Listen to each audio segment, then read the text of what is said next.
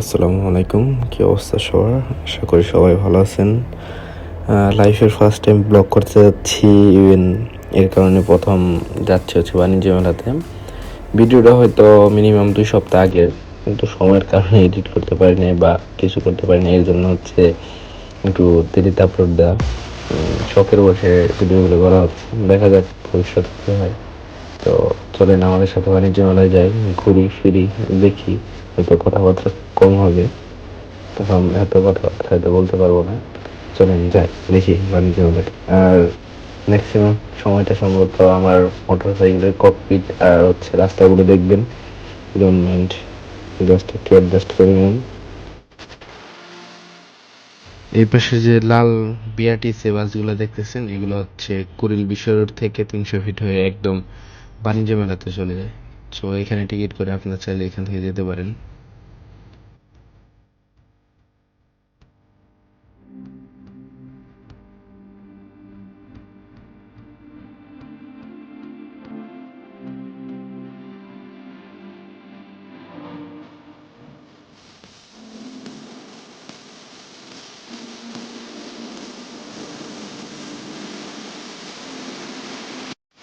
আপনারা এই রোড দিয়ে সরাসরি আসলে হচ্ছে গিয়ে একটা আন্ডারপাস পাবেন, এখান দিয়ে সামনে বামে গেলে হচ্ছে বাইকের পার্কিং।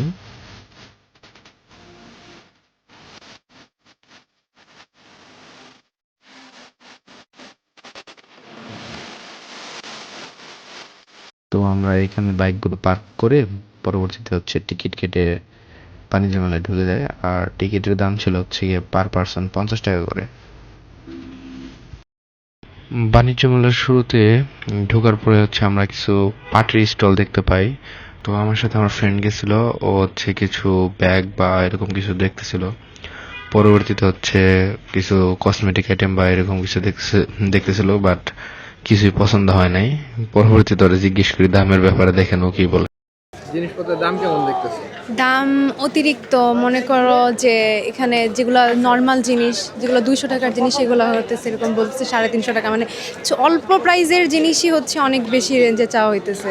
আর কিছু কিছু আমি দেখলাম যে মিরপুর 10-এর মধ্যে যেগুলো হোপ মার্কেটের জিনিস আছে, সেগুলো হচ্ছে এখানে আয়না সেল করা হইতেছে, যেগুলো মিরপুর একে অ্যাভেলেবেল পাওয়া যায়।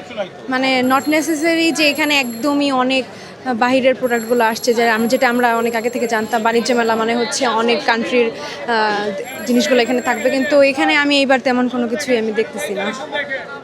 আমি এখন হচ্ছে গিয়া প্রাণের স্টোরের ভিতরে। তো এখানে হচ্ছে বিভিন্ন টাইপের অফার চলতেছে। যতটুকু মনে হলো যে অন্য কোনো জায়গার চাইতে এই প্রাণের স্টোরে হচ্ছে গিয়ে একটু ভিড় বেশি। মানে ম্যাক্সিমাম হচ্ছে অফার দিতেছে, প্রাণ 20 টাকাটা 10 টাকা এরকম আর কি অফারগুলো চলতেছে। আর ওই পাশে হচ্ছে সব কিছুতেই মোটামুটি অফার চলতেছে। এখান থেকে দেখলাম মোটামুটি সবাই কেনাকাটা করছে, অন্য কোনো জায়গাতে হচ্ছে দেখতেছি না যে কেউ কেনাকাটা করতেছে। আসেন যাই, দেখি কোন জায়গায় কী আছে, কী অফার চলতেছে। Frooto punch.